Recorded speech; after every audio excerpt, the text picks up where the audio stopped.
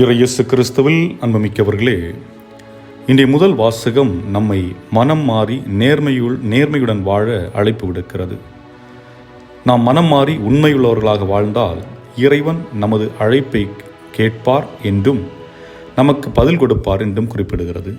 அதே நேரத்தில் மனமாற்றம் அடைந்தவர் கடவுளின் வழிமுறைகளை பின்பற்ற வேண்டும். அதாவது நேர்மை, இரக்கம், பரிவு உள்ளவர்களாக இருக்க வேண்டும்.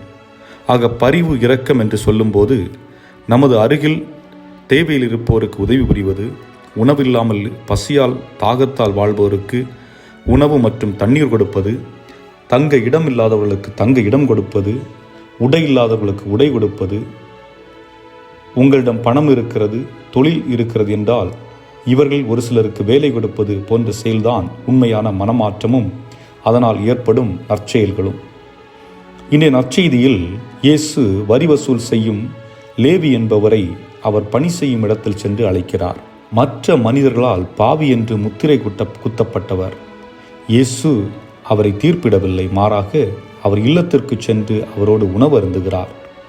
அவர் உணவு அருந்தும் போது அங்கே மற்ற வரி வசூல் செய்யக்கூடியவர்களும் இருக்கின்றார்கள்.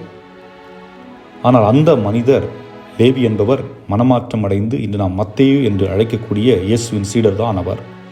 இறைபணி ஆற்றினார், இயேசுவுக்காக தன்னுடைய உயிரை கொடுத்தார். ஆனால் அன்று லேவியின் இல்லத்தில் வைத்து கேள்வி கேட்ட பரிசெய்யரும் சதிசெய்யரும் தங்களின் பெயர்களை வரலாற்றில் பதிய செய்யவில்லை. அவருடைய பெயர்கள் எங்கும் பொறிக்கப்படவும் இல்லை. ஒரு மனிதன் தவறு செய்தால் அந்த மனிதன் திருந்துவதற்கு வாய்ப்பு கொடுக்க வேண்டும். ஒருவன் தவறு செய்து விட்டான், ஆகவே அவனிடம் பேச மாட்டோம், அவனை ஒதுக்கி வைப்போம் என்பது இயேசுவின் கோட்பாடும் அல்ல, இயேசு கற்றுக் கொடுத்த பாடமும் இல்லை. அது நாம உருவாக்கி கொண்டது. உங்கள் மகனோ மகளோ தவறு செய்தால் அவர்களை திருத்தி விடலாம் என்று நினைக்கிறீர்கள். அவர்களை நீங்கள் தீர்ப்பிடுவதில்லை, ஒதுக்கி வைப்பதும் இல்லை. ஆனால் உங்கள் வீட்டில் அல்லாத ஒரு நபர் தவறு செய்தால் அதே தவறை உங்கள் மகன் அல்லது மகள் செய்த அதே தவறை செய்தால் ஏன் அவர்களை தவறான எண்ணத்தில் பார்க்கிறீர்கள்? மனிதன் என்றைக்கும் ஒரே போல இருப்பதில்லை. கெட்டவனும் திருந்தலாம், நல்லவனும் கெட்டவனாகலாம்.